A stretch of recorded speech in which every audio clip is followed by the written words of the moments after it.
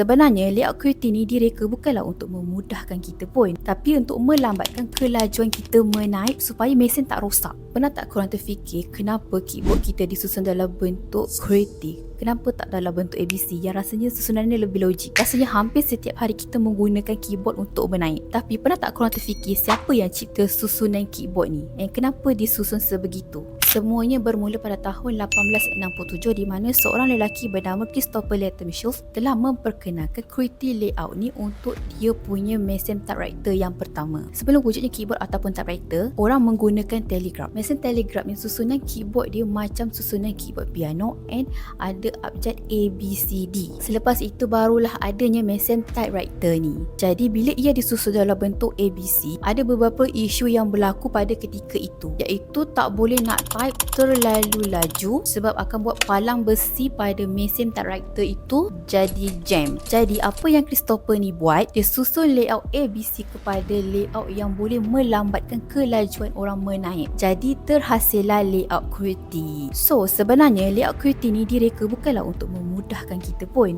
tapi untuk melambatkan kelajuan kita menaip supaya mesin tak rosak. Walaupun teknologi dah maju, susunan QWERTY ni dah terlalu tertanam dalam minda manusia. Walaupun ada usaha untuk menukarkan kepada keyboard Dvorak yang katanya 40% lebih laju, tapi kita dah terperangkap dengan layout QWERTY ni. So korang rasa layout QWERTY ni macam mana?